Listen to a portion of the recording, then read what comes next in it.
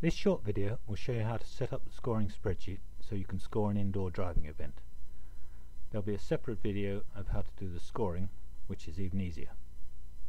First of all, make sure you've got an up-to-date copy of the spreadsheet, because we're continually updating and improving it.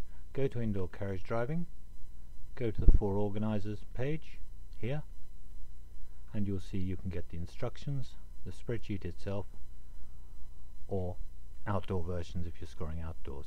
Very similar. Let's download an up-to-date version of the spreadsheet. I've right-clicked and I'm saving a target. I like to make a separate folder for each event, Wix in this case, and I'll save it off into that. That didn't take long. I'll open up my Wix folder. I'll take a copy of the spreadsheet. I'll try to. And rename it for the event, so I can keep it without getting confused. Wix 29 November 2015, and then I'll open the spreadsheet and start setting up the details. Now when you first open the spreadsheet, it's likely to say it came from the internet, might be unsafe, so you have to enable editing. No problem. You might get other warnings there that tell you that it's that you need to enable macros. Do so. If your buttons don't work, these buttons, that's because you haven't enabled macros. We go to the Details tab here, Details, and we set up the details of the event. That's to say the region, in this case East Anglia, the venue, the actual place we're holding the event, which is Wix Question Centre, and the date. You can type in, say, 29/November/2015 like that, and Excel will recognize it, and you'll see it labels the spreadsheet with the name of the event. If you know the judges' names already, please put them in,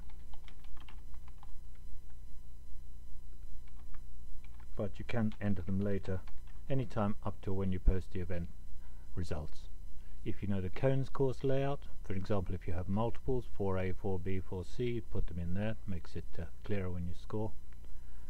Also the cone's length, type in here and it will calculate the time for you, but again you can set this any time up until you actually start the cones, because sometimes you don't know till then, especially the length. So that's the setup. We've set up where it is and when, and the judges' names. Now we need to put in the drivers. We go to the Drivers tab. You can simply type them in.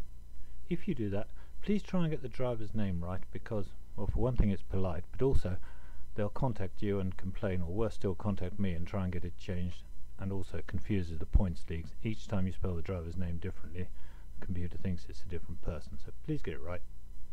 Thank you. Choose their class. That's the class. The local class is the one you're classifying them by. Should be from this list, but you can add your own if you really need to. The championships class, that's the class they would compete in key, so even if they're not going, please put the class in. One of the championships classes from this list. Again, please don't make up other classes, because it simply confuses the system. Now if you use the indoor driving online entry system, you can just paste in the drivers from there. That saves a lot of errors and is a lot quicker. I'll just try and find it. So I'm going back to the organisers page, online entries. You can see all these events here use online entries. I'll choose my event, Wix 29th November. I'll choose the For Scoresheet view. You might want to print out the commentary view for the commentator. Choose the For Scoresheet view. Choose the order I want them in, and select all the drivers and comments. Copy. Back to Excel. Click this cell and paste in. I type Ctrl+V to paste, and there are all your drivers, and their classes, and their championship classes, and any comments they make which might be helpful in scheduling. Now suppose we've got someone who's sharing, for instance. I need to put her at the beginning. So I click her, rearrange, and move that selected driver right up to the top. And I carry on doing that until I'm happy with the schedule. Now maybe I want a break. Perhaps it's just here. 10-minute break for the judges, just before Goldie, in the break has gone. I carry on with that. It calculates the start times. If you need to allow a longer time for any of your tests, change those numbers. And then I've got a schedule that I can use for scheduling the event. You don't have to do this, but it can help.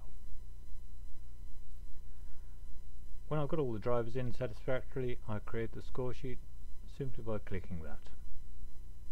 It warns me in case I do it twice.